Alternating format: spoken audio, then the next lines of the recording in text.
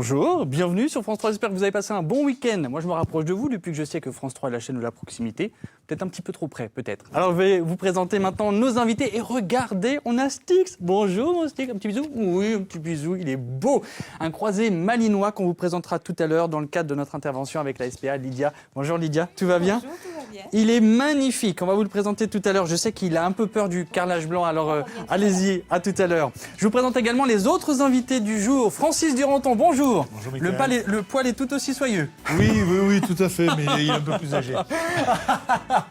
Francis, qu'on a l'habitude de voir sur ce plateau, qu'on ne présente plus, directeur du Muséum à Toulouse. Et avec vous, vous êtes notre invité coup de cœur. On parlera de cette nouvelle exposition qui va vous concerner. Ça s'appelle Extinction, la fin d'un monde et non pas la fin du monde. Du monde. C'est à partir du 9 octobre. On en reparlera dans la deuxième partie de cette émission. Je passe de l'autre côté pour vous présenter notre autre invité, Carole Vasseur. Bonjour Carole. Bonjour. Avec vous dans la première partie de cette émission, dans notre dossier du jour, on va parler du taux d'intérêt.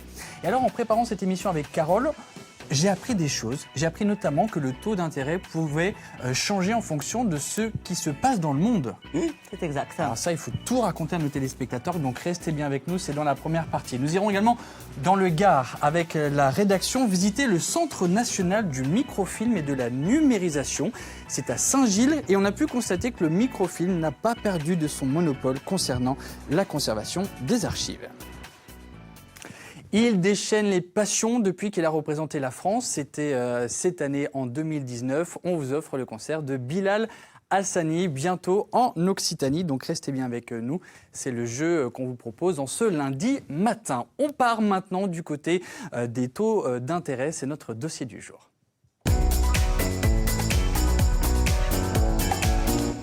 En compagnie donc de Carole Vasseur. Carole, vous êtes mandataire chez un courtier en prêt immobilier. On a quand même l'impression que le métier du courtier est assez récent.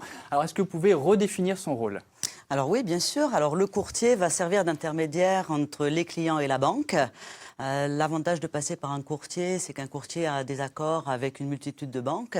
Et en fonction de votre profil, en fonction de tout un tas d'éléments, le pourcentage d'apport personnel, la durée de votre prêt, le courtier est là pour vous orienter vers l'établissement bancaire qui sera le mieux placé. Ça veut dire que c'est vous qui allez au front Complètement. et qui allez chercher les crédits pour acheter dans l'immobilier. Tout à fait.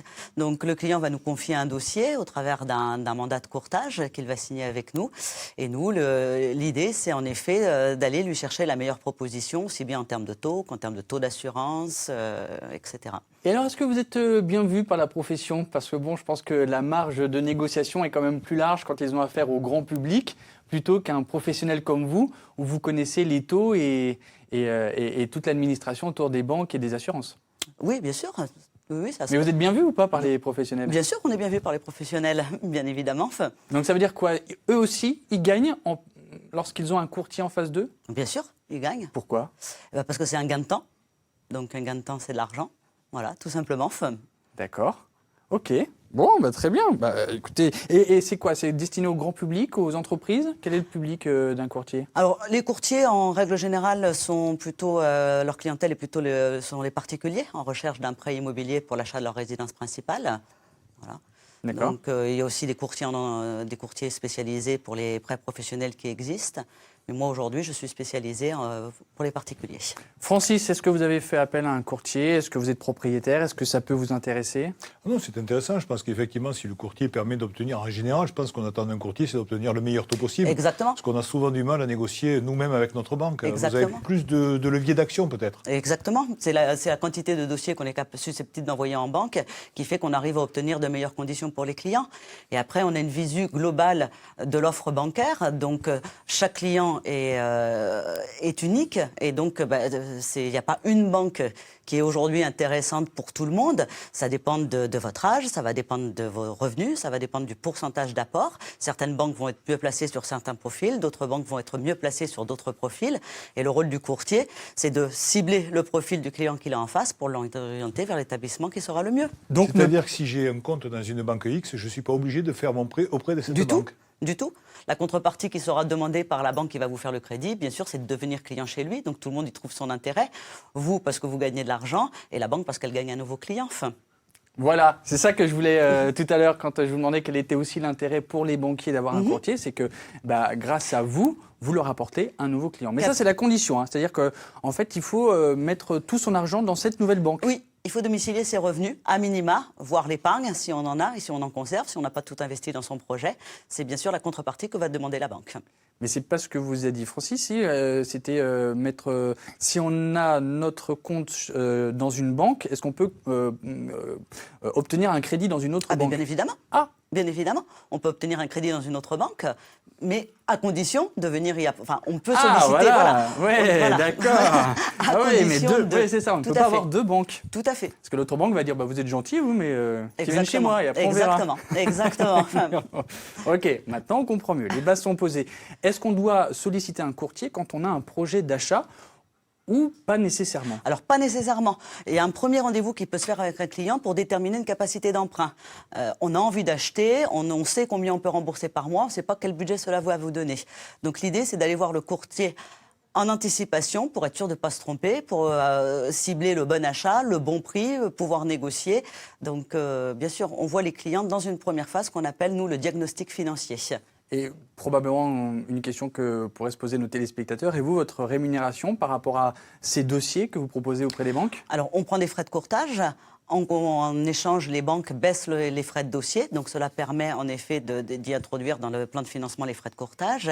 Et ensuite, on est également rémunéré par les banques à qui on apporte un client ou à qui on ne fait pas perdre un client. Et en échange, donc, la banque nous verse une rémunération. Ok, on en sait plus maintenant sur le métier de courtier. On se lance dans notre dossier du jour sur le taux d'intérêt.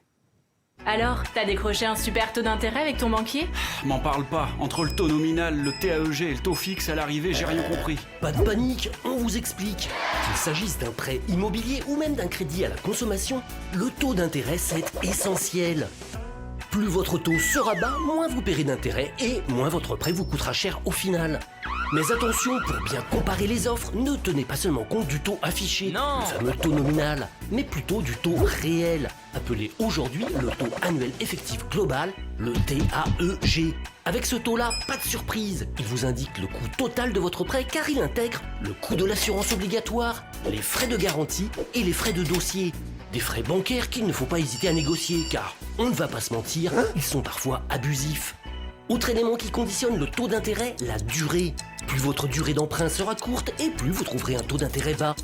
Il vous faudra aussi choisir le type de crédit. Pour faire simple, il en existe deux sortes, à taux variable ou à taux fixe. En 2018, plus de 98% des prêts immobiliers en France étaient à taux fixe. Pourquoi? Parce que les taux d'intérêt n'ont jamais été aussi bas, 10 fois moins élevés que dans les années 90. Et bonne nouvelle, un crédit au taux d'intérêt largement supérieur à celui du marché, ça se renégocie. Alors, on appelle son banquier?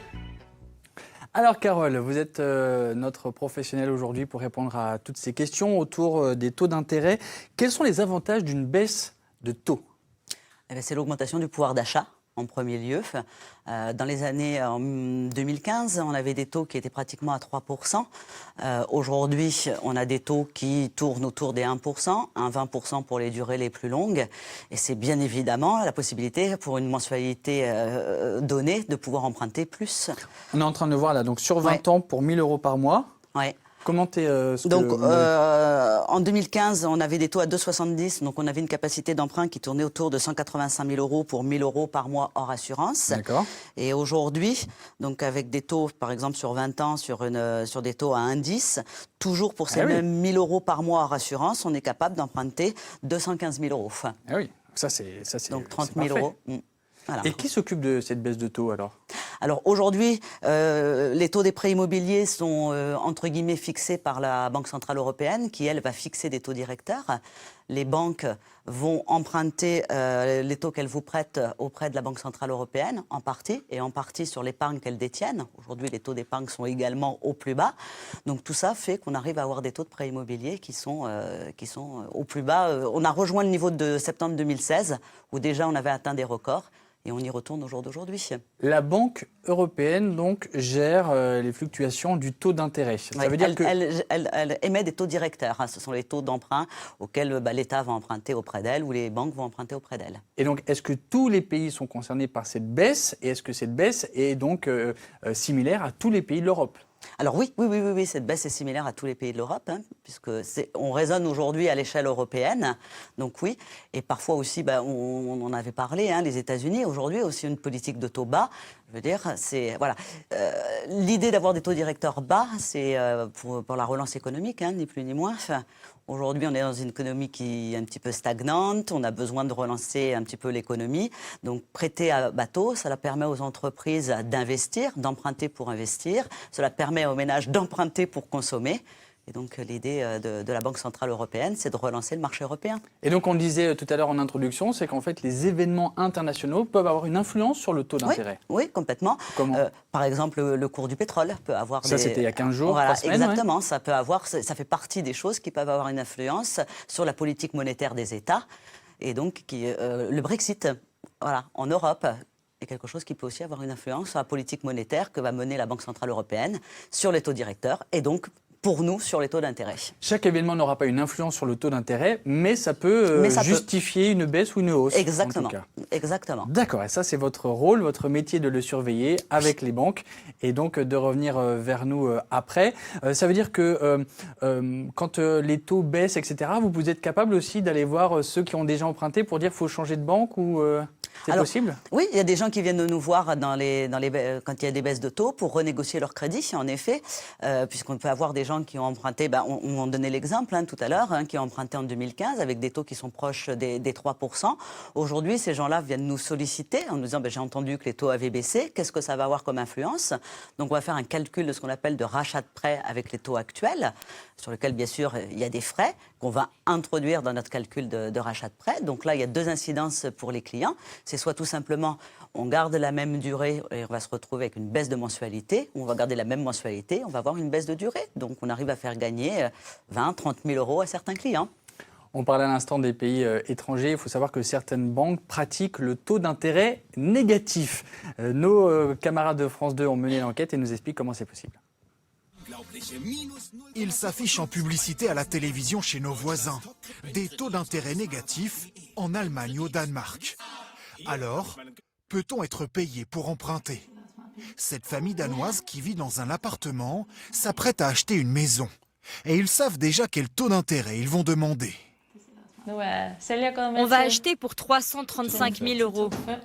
Il nous manque juste l'accord de la banque. Un prêt à moins 0,5%, ce serait parfait. Avec les frais de dossier, impossible de gagner de l'argent en empruntant, prévient tout de même la banque.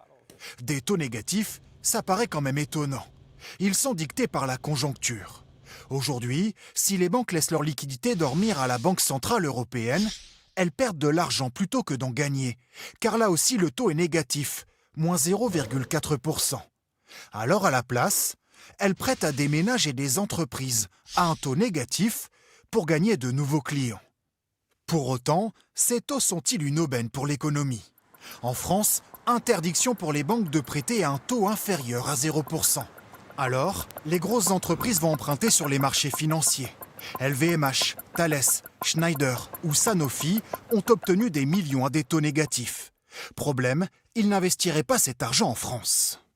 Il faut être très franc, les grandes entreprises majoritairement profitent des taux bas pour financer leurs filiales à l'étranger. L'investissement va passer vraiment en arrière-plan.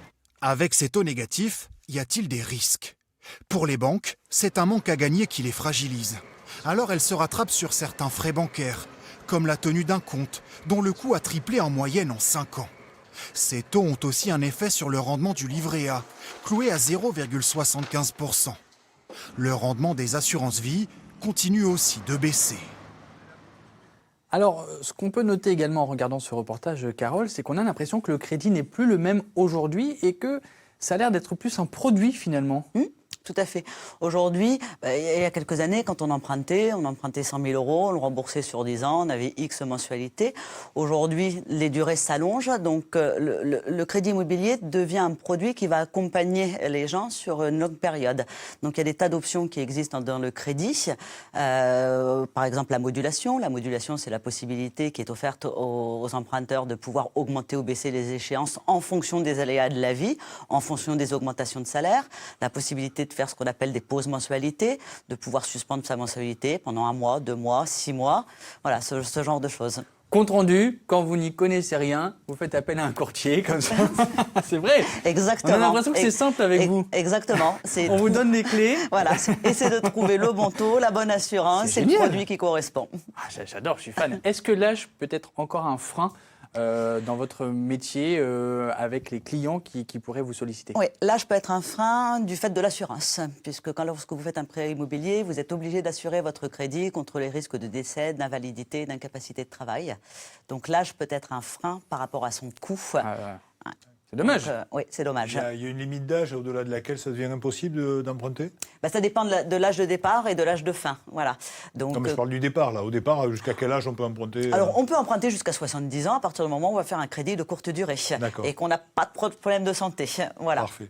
Donc, de courte durée, ça veut dire qu'il faut un sacré apport, quoi. Ah oui, Eh ben, voilà. oui. Et voilà. Avoir un petit besoin. Merci Carole. Si vous souhaitez solliciter Carole, vous prenez contact avec nous, bien entendu. L'adresse mail, on va vous la donner dans un instant, puisqu'on vous offre aujourd'hui cet exemplaire de Conseil des notaires. On vous l'offre régulièrement. Et là, ils avaient sorti tout un dossier sur Investir malin, avec un comparatif sur les baux, les différentes locations saisonnières, sur la fiscalité, la rentabilité et la gestion locative. Nous avons 2 exemplaires pour vous. Vous jouez maintenant en envoyant votre adresse postale ecm.occitanie@francetv.fr. Vous avez jusqu'à ce soir minuit pour nous contacter. Et ecm.occitanie@francetv.fr, c'est également l'adresse que vous devez utiliser si vous souhaitez rentrer en contact avec Carole. Vous restez avec nous, bien sûr, tout au long de l'émission. Maintenant, nous allons plus près de chez vous.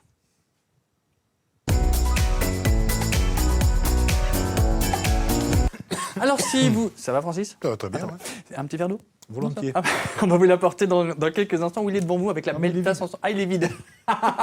Bref, si vous habitez du côté de... Merci, Francis. Si vous habitez du côté de Saint-Gilles, dans le Gard, vous connaissez forcément ce centre. C'est le Centre national du microfilm et de la numérisation qui conserve la mémoire de la nation. Et vous allez voir que le bon vieux microfilm, alors que nous sommes sous l'ère numérique, a encore de beaux jours devant lui. On en parle sur place avec notre correspondant Alexandre Rosga. Bonjour Alexandre.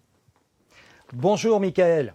Nous sommes dans l'un des 4 magasins de conservation de ce centre du réseau des archives de France, ici à Saint-Gilles, un lieu rarement ouvert au public. Dans ces bobines sont rangées près de 600 millions d'images, dont des microfilms comme ceux-ci, rangés et conservés à une température de 13 degrés. Esmeralda Terpereau et Olivier Brachard se sont intéressés à cette technique d'archivage. Vous voyez, ça c'est le film avec les images. Ça va venir traverser l'image et l'image, elle va venir, grâce à cette lumière, s'imprimer sur le film vierge. Si Vincent Montel est dans son atelier aujourd'hui, c'est pour expliquer son travail et la fabrication des microfilms. Tout un art pratiqué ici par ce technicien depuis 1988. Quand on reçoit un film et qu'on doit le dupliquer, il faut automatiquement vérifier les hautes et les basses lumières de manière à ce qu'il y ait une bonne restitution, parce qu'il y va de la lecture, de sa lecture. On vérifie après avec la loupe aussi, si la lecture elle est bonne, si on est dans la netteté, et on fait grosso modo. Et puis après, sa densité de restitution. Un travail de précision toujours d'actualité, même à l'ère numérique. Notre rôle, c'est d'assurer la sécurité des archives originales par le biais de ce film argentique. C'est beaucoup plus fiable comme durée de vie que des supports numériques. Dans 500 ans, je viens prendre la même boîte. Si elle a été conservée comme nous le faisons ici, il me suffit d'ouvrir la boîte, de prendre des gants blancs pour éviter les traces de doigts, de prendre une loupe et je peux déchiffrer le contenu de mes images. Ici sont conservés des microfilms originaux de toute la France. Registre d'état civil, manuscrits, soit 13 millions de pièces. On se rend compte que on a une sacrée histoire derrière nous, quoi. Et encore, tout n'est pas stocké ici parce qu'on nous a expliqué qu'il y avait d'autres ministères qui gardaient d'autres informations encore. Nous sommes vraiment la génération intermédiaire où nous retrouvons un peu nos connaissances dans l'argentique et nous progressons à petits pas vers l'informatique. De nouvelles technologies d'archivage sont en cours d'élaboration, mais le Centre national du microfilm et de la numérisation est confiant. Ce n'est pas encore pour tout de suite. Depuis 2006, ce centre conserve des supports numériques, mais très vite, face à l'augmentation exponentielle des données, il a opté pour le support magnétique, la bande LTO, lue et enregistrée dans ses lecteurs graveurs. Imaginez, dans cette bande, c'est l'équivalent de 9240 CD-ROM d'archives. Et c'est-à-dire que c'est la fin du microfilm. En tout cas, d'un point de vue économique, les fabricants sont confrontés à des difficultés face à une baisse de la demande. Ceci est dit, merci beaucoup Alexandre de nous avoir fait visiter ce centre plus près de chez vous avec un spectacle prochainement, celui de Bilal Hassani. Il est passionné de musique depuis qu'il est petit, il a participé à la seconde édition de The Voice Kids et il a même représenté la France à l'Eurovision. La preuve.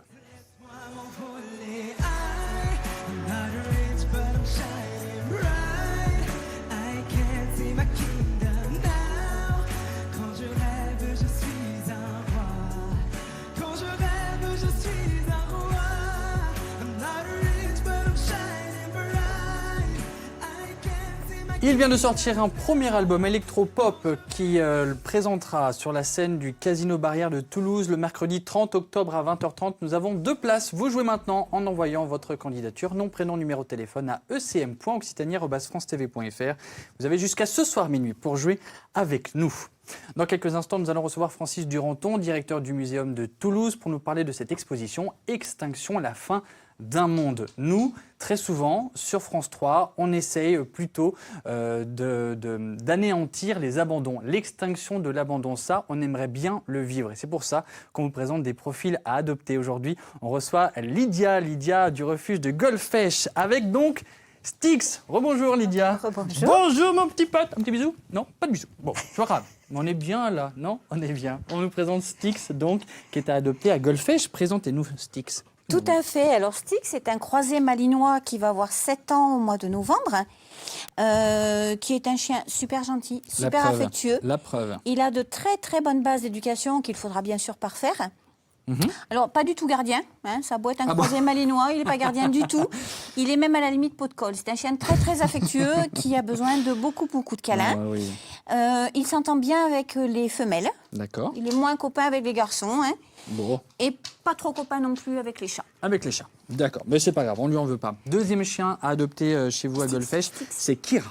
Oui, alors Kira est une jeune croisée border collie qui a un peu plus d'1 an et demi à peu près, qui est une petite chienne qui est issue d'une fourrière, qui est arrivée avec sa sœur, qui elle a été adoptée et Kira est toujours là. Au départ, elle est assez timide, elle ne va pas spontanément venir vers vous. Par contre, après quelques petites friandises et quelques câlins, c'est un petit pot de colle. Voilà. Très bien.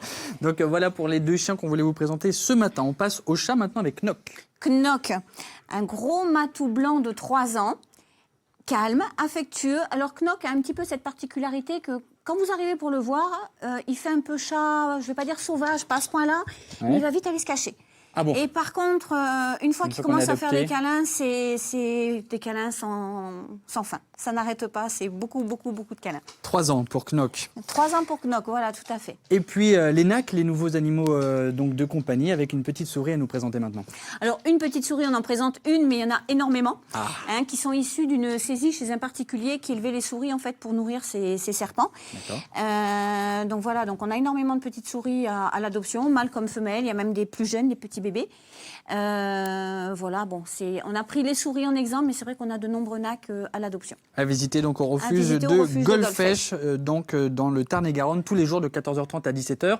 Et même tout à fait ça. La possibilité de 2 journées portes ouvertes. Alors voilà, le 5 et 6 octobre, de 10h à 17h. Donc là, on fera du non-stop même entre midi et 2. C'est notre week-end adoption où on va mettre en valeur nos pensionnaires, bien entendu. Il y aura des animations pour les enfants, des pêches aux cadeaux, etc. On va faire un petit marché artisanal. Donc c'est pareil, là, on en profite. Si quelqu'un souhaite s'inscrire à notre petit marché artisanal, il sera le bienvenu.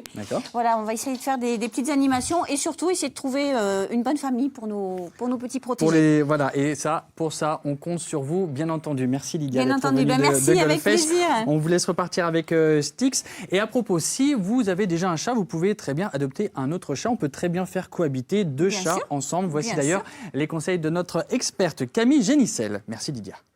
Bonjour, moi c'est Laurie. Bonjour, je m'appelle Carla. Et aujourd'hui, je viens voir Camille parce que j'aimerais adopter un second chat et j'aimerais savoir comment faire pour que les 2 cohabitent le plus facilement possible. Madélina se pose la même question. Elle se demande comment faire cohabiter ces 2 chats paisiblement.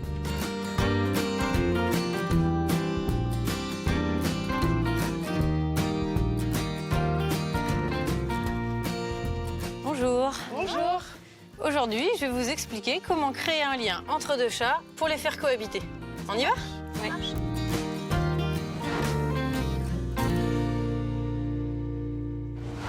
Pour faire cohabiter deux chats qui ne se connaissent pas, on y va très progressivement. On va commencer avec votre chat, Laurie, Auréa, qui est dans la boîte de transport par sécurité, pour éviter qu'il ne se bagarre. On va la prendre et on va la mettre juste devant Kim. Dès que les deux chats s'observent, vous pouvez commencer à les récompenser. Là, ce petit cri, ça signifie qu'elle n'est pas très contente. Je vous propose de vous rééloigner un petit peu. Parfait. On y va vraiment très progressivement, surtout au niveau de la distance, c'est important. Et il ne faut pas hésiter à récompenser les deux chats. Comme ça, on associe l'autre à quelque chose de positif. Ce système-là, on va le répéter plusieurs fois.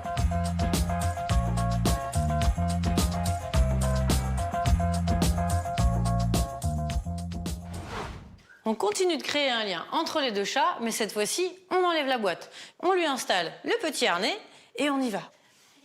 Et on va lui donner un petit peu de thon. Alors, elle miaule parce qu'elle n'est pas très contente de voir la copine, un petit peu trop près, on voit bien qu'elle veut s'enfuir. C'est bien, ça signifie que c'est un chat qui ne cherche pas la bagarre, elle préfère s'enfuir que d'attaquer. Super. On les rapproche encore un petit peu. Super. Bien, Auréa. Non. Il veut pas du tout avoir de contact avec Auréa. En fait, ça la stresse un petit peu parce qu'elles ne se connaissent pas assez bien. Pour cette raison qu'il faut vraiment y aller progressivement concernant la distance. Et c'est quelque chose qu'il faut travailler tous les jours pendant plusieurs semaines.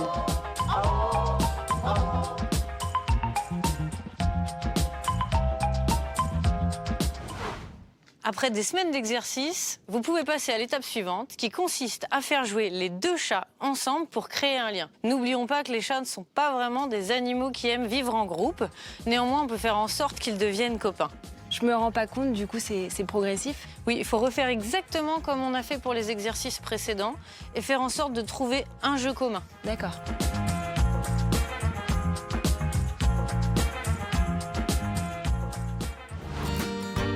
On résume.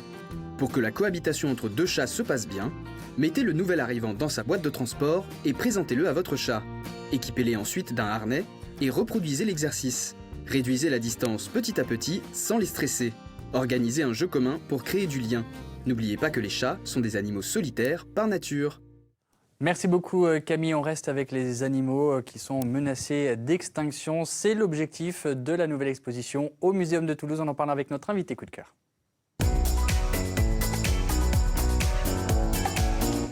Merci Francis Duranton d'être avec nous ce matin sur le plateau d'Ensemble C'est mieux. On parle donc de cette nouvelle exposition au Muséum de Toulouse à partir du 9 octobre. Extinction d'un monde, fin d'un monde en tout cas, et pas du monde. Alors vous parlez de quel monde? Eh bien, c'est le monde dans lequel nous vivons. Aujourd'hui, nous nous rendons compte qu'il y a un taux d'extinction qui va très vite, que de très nombreuses espèces disparaissent. En 20 ans, c'est plus de 400 espèces qui ont disparu, c'est très important. Un taux jamais atteint dans l'histoire de la vie. Sauf au moment des très grandes crises. Nous sommes à l'aube d'une très grande crise de biodiversité et il est vraiment temps de se poser la question.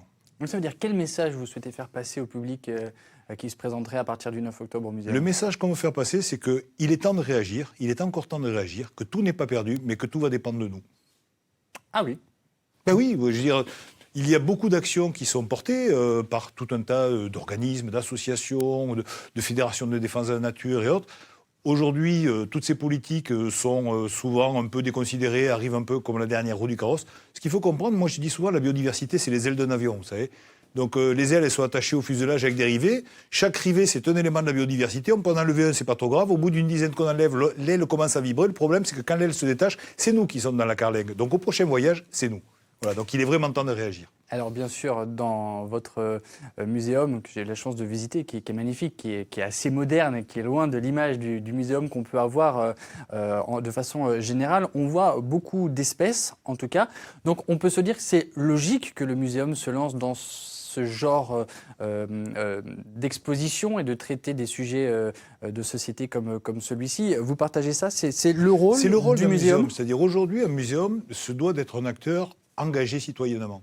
Le fait d'aborder cette question, c'est un acte fort du muséum qui pose le problème et qui informe le public. On ne leur dit pas ce qu'il faut penser ou ce qu'il faut faire, ce n'est pas notre rôle.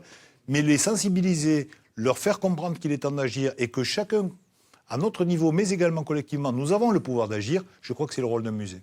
Pouvoir d'agir sur la pollution et peut-être la destruction de milieux naturels pour les animaux qui vivent en Occitanie, par exemple. Est-ce que vous connaissez le dessement? Bien sûr, le dessement, c'était même le sujet de la thèse d'un de mes prédécesseurs au muséum, Eugène Clutat, à la fin du 19e siècle, le rat trompette. Exactement, c'est le surnom donc, du dessement. Vous allez voir, on peut le dire, c'est comme un hybride entre rat et taupe. Oui, ça, on pourrait dire ça, c'est pas tout à fait ça scientifiquement, mais ce qui est important, c'est que lui aussi fait partie des espèces menacées, que l'on découvrira d'ailleurs dans l'exposition au muséum. On découvre dans l'exposition, et maintenant, on va vous montrer donc cette espèce méconnue qui vit pourtant dans les Pyrénées, grâce à Émilie et son invité Frédéric. Mais quelle est donc cette bête mystérieuse? Très mystérieux. Fred, tu peux m'en parler? C'est le dessement, c'est ça? Exactement. Donc là, on a affaire à une petite figurine, donc effectivement aussi mystérieux, puisque voici le dessement des Pyrénées. Ouais. Donc c'est un proche cousin de la taupe. C'est pas un rat comme beaucoup de gens en pensent. On l'appelle souvent le rat trompette. Et donc c'est un petit animal, c'est un mammifère semi-aquatique qui vit dans les cours d'eau de montagne. Que dans les Pyrénées? Alors on va le retrouver dans le quart nord-ouest de la péninsule ibérique, du nord du Portugal jusqu'aux Pyrénées françaises et espagnoles. D'accord. Voilà. Et donc c'est une espèce qui fait 25 cm avec la queue, ça pèse 60 grammes et il a vraiment une morphologie très très particulière, une anatomie très surprenante. Donc une longue queue qui est aplatie à sa base, des pieds très très grands qui lui servent vraiment de propulseurs comme des grandes palmes, des toutes petites pattes avant, des yeux minuscules. Comme les taupes? Comme les taupes, une forme profilée un peu comme une poire, avec une double couche de poils pour être bien isolé de l'eau froide. Et après, sa particularité, c'est vraiment sa trompe et ses vibrisses, comme les chats. Donc il a des moustaches, des vibrisses comme les chats, et une trompe comme l'éléphant. C'est la soudure du nez et de la lèvre supérieure, qui est préhensile, c'est-à-dire qu'il peut attraper des choses avec. Voilà. D'accord. Et c'est vraiment son outil de prédilection, son outil de détection, parce qu'en fait, il ne voit pas grand-chose. Oui, il est comme les taupes, il voit, voilà, il voit pas grand-chose. Et par contre, c'est avec sa trompe qu'il va bien connaître son territoire. C'est-à-dire que c'est un outil sensoriel. Il aura une cartographie sensorielle de son territoire grâce au toucher, grâce à la trompe qui lui permet de bien connaître son territoire. Pourquoi on ne les voit pas beaucoup? Alors c'est une espèce qui est très discrète, déjà parce qu'elle vit dans les zones de courant, donc il est très rapide. Et ensuite, il a des mœurs nocturnes, mais pas que. Hein, il a des activités pendant la journée parce qu'il est obligé de se nourrir, mais il a des activités nocturnes qui sont plus longues dans la journée, sur 24 heures. Et donc il va chasser dans le cours d'eau, se nourrir de petits insectes qu'il va trouver au fond du cours d'eau. Et ce qui fait que c'est très difficile de le détecter. Ouais. Voilà. Alors moi, dans le cadre de mon travail, puisque je travaille donc pour le Conservatoire d'espaces naturels de Midi-Pyrénées, où je coordonne la partie scientifique et technique d'un projet européen qui s'appelle le LIFE. Donc là, c'est le projet LIFE plus Dessement. Et on mène tout un tas d'actions de connaissances, de sensibilisation pour mieux connaître cette espèce qui a un statut vulnérable, donc qui est soumis à des menaces. Ah voilà. ouais. Lesquelles? Alors les menaces, c'est la prédation, la qualité de l'eau et surtout la destruction de son habitat. Les dessements ont besoin de cours d'eau de bonne qualité, avec beaucoup de cailloux, beaucoup de graviers. Donc tu veux dire que la pollution peut aussi avoir un impact? Oui, aussi, oui. Voilà. Ouais. Et surtout la destruction de son habitat, la destruction des berges, remettre des berges bétonnées à la place de caots de blocs, de ripisylves, d'arbres sur les bords de cours d'eau, des choses comme ça. Donc on essaie de mettre un petit peu tout en œuvre pour mieux connaître l'espèce, pour mieux la protéger. Voilà. Pour la préserver, voilà. ouais. Et comme on ne peut pas la voir, on travaille sur ses crottes. Donc je te propose d'aller voir, si tu veux, on remonte un peu le cours d'eau. On va chercher leur caca, quoi. Voilà, si tu veux. C'est la seule manière que vous avez pour les tracer, en fait. Exactement. Ah bah voilà. allez, on y va. Ouais. Allez. On va remonter le cours d'eau, c'est ça? Voilà, exactement, ouais. C'est pour ça qu'ils ont des grosses pattes. C'est ça. Allez, c'est parti. À la recherche de ce petit mystérieux dessement. Salut! Alors Émilie va essayer de rechercher le décement. On la retrouvera tout à l'heure également en fin d'interview avec une espèce de rapace également qui vit majoritairement dans les Pyrénées. On le disait, Francis, vous êtes là pour nous parler de cette exposition « Extinction à la fin d'un monde » à partir du 9 octobre. Et vous me disiez en regardant ce reportage qu'il faut effectivement plutôt penser local aujourd'hui. Oui, pendant très longtemps, on a dit qu'il faut penser global et agir et ça aura un impact local. Je pense qu'aujourd'hui, il faut vraiment que localement, chacun de nous se mobilise sur ces actions-là et qu'au final, la multiplicité des actions aura un impact global. Je crois qu'il ne faut plus attendre les grands plans qui arrivent et autres. Je pense qu'il est vraiment temps qu'on se mobilise localement, chacun à notre niveau, en s'engageant auprès d'associations, mais même dans nos propres comportements, pour avoir véritablement un impact sur le maintien d'une biodiversité pour la planète. Carole, vous êtes sensible à tout ça ? Ah oui, oui, oui. Vous menez des actions au quotidien aussi ? Ah oui, le recyclage, oui. ce genre de choses. C'est vrai qu'on en parle beaucoup dans cette émission, mais c'est important. Et comme ensemble c'est mieux, autant protéger la planète ensemble. Et donc, on est sensibilisé également avec votre future exposition, qui s'appelle, je le répète, parce que j'ai une question par rapport à ça, Extinction, la fin d'un monde, point d'interrogation. Point d'interrogation, ça veut dire quoi ? Vous apportez des explications, des solutions ? Oui, c'est la fin d'un monde d'une certaine manière, parce que le monde que nous connaissons aujourd'hui n'est plus tout à fait déjà le monde qu'ont connu nos grands-parents. Donc c'est la fin d'un monde, c'est également le départ d'un nouveau monde avec de nouveaux équilibres, mais ce qui serait intéressant, c'est peut-être que ce monde-là, on en garde quand même un véritable témoignage et qu'on ait des actions concrètes qui visent à maintenir au maximum la diversité actuelle des espèces. Oui, là on est dans une exposition informative, explicative. Oui, et en même temps questionnante, parce que nous, on montre, si vous voulez, qu'il y a des actions. Si vous voulez, très souvent, lorsqu'on parle de disparition des espèces, on a l'impression que ça se passe loin, dans les forêts tropicales, en Afrique, à l'autre bout du monde, en Indonésie. Ça se passe à Toulouse. Ça se passe à Toulouse. À Toulouse, il y a de moins en moins de moineaux, par exemple. C'est un vrai problème. Ces espèces-là, qui étaient des espèces classiques, on ne les voit plus. Les hannetons de ma jeunesse, aujourd'hui, on n'en voit plus. Donc on voit bien qu'il y a énormément d'insectes qui ont disparu. Et ça, on sait pertinemment que c'est l'action de l'homme sur les différents milieux. Alors, par l'usage qu'on en fait, par les constructions, les assèchements des milieux. Enfin, il y a énormément de facteurs qui jouent. Mais c'est clairement l'action de l'homme aujourd'hui qui est à l'origine de l'érosion de la biodiversité. Et alors, comment avez-vous organisé la scénographie de cette exposition ? Alors, il y a plusieurs modules. Hein. C'est une exposition qui a été conçue d'ailleurs par nos collègues du British Museum for Natural History, donc à Londres.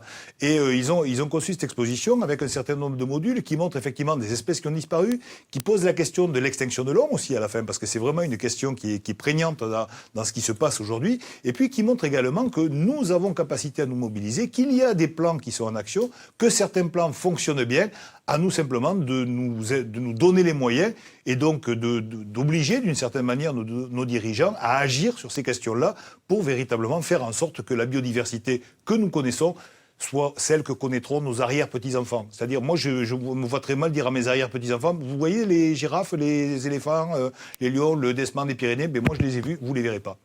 Sensibilisation donc autour de l'environnement et de l'extinction peut-être d'un monde, comme l'explique ce titre de l'exposition à visiter au Muséum de Toulouse à partir du 9 octobre. On reviendra également sur ces 5 extinctions massives, bien sûr. La dernière a eu lieu il y a 66 millions d'années. Oui, 64,8. Et en général, bravo. Et en général, il y a entre 50 et 100 millions d'années qui séparent des extinctions massives. On est un peu dedans sans que ça soit trop anxiogène. Donc, essayons effectivement, mobilisons-nous ensemble, c'est mieux. Merci à tous les deux d'être venus sur ce plateau. Restez bien encore un petit peu avec nous. Là, on va retourner dans les Pyrénées. Juste avant, museum.toulouse.fr, ça c'est important. Voilà, pour retrouver les informations du muséum. On retrouve Émilie qui nous présente donc une espèce de rapace ici qui vit en Occitanie. C'est le Milan Royal. C'est sympa d'aller chercher les rapaces dans les Pyrénées. Tu les étudies depuis longtemps, Aurélie ? Alors, dans les Pyrénées, depuis seulement 7 ans. Ouais. Je suis rentrée dans la mission Milan Royal en 2012. Milan Royal, ouais. Voilà. Et donc, effectivement, c'est passionnant. C'est passionnant, c'est ouais. prenant, c'est plein d'émotions.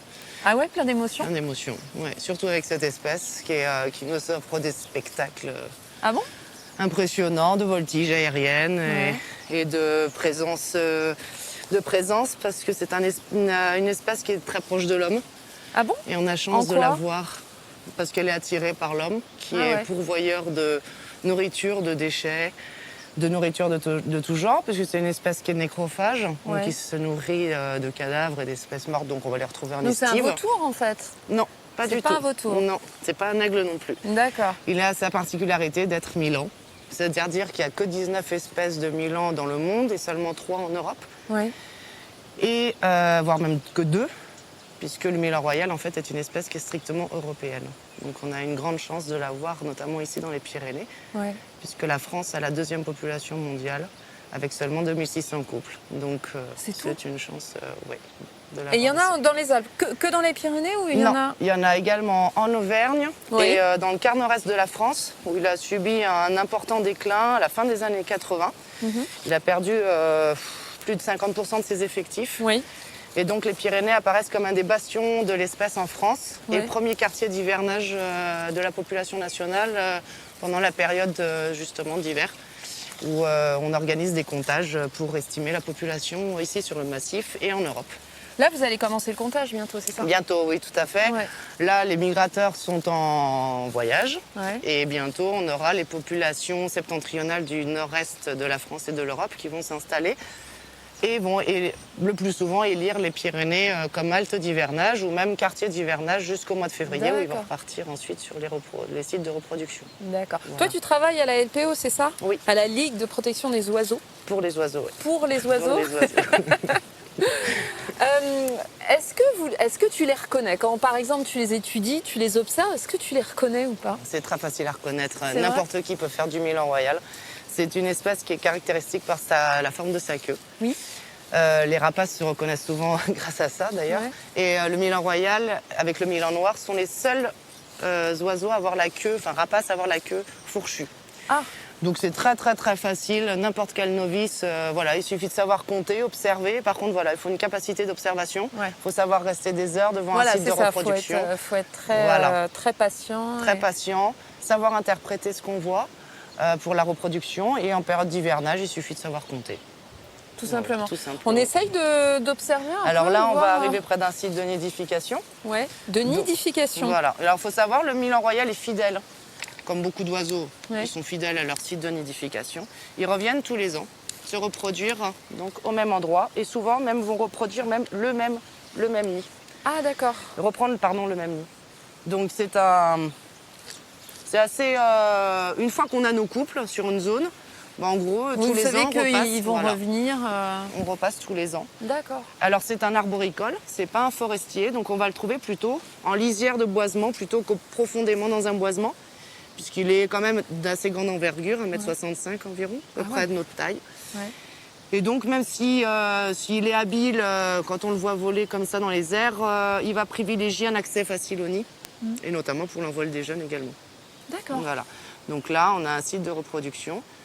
Donc ils se reproduisent entre février et juin pour les Pyrénées. Et donc voilà, là on arrive, donc on peut attendre... je vais attendre avec toi Aurélie.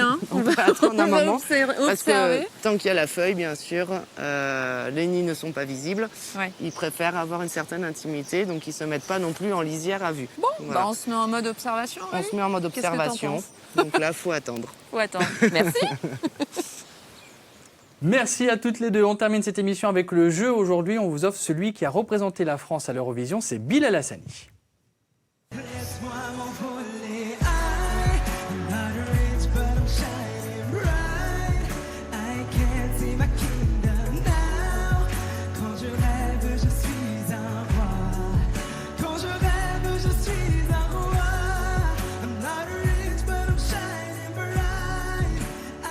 Il présente son premier album au Casino Barrière de Toulouse le mercredi 30 octobre pendant les vacances de la Toussaint à 20h30. Nous avons 2 places. Vous jouez avec nous en envoyant un mail à ecm.occitanie@francetv.fr.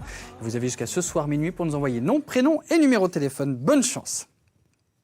C'est donc la fin de cette émission. Merci de nous avoir suivis. On se retrouve demain, mardi, pour notre dossier du jour. On parlera de la mémoire, des cartes mentales qui aident à retrouver et à faire travailler sa mémoire. Et puis, 2 étudiants seront avec nous. Ils vont partir en Amérique latine, parcourir 8000 km. Ils nous expliqueront tout. Ce sont nos invités coup de cœur. Passez une belle journée. À demain, 10h45.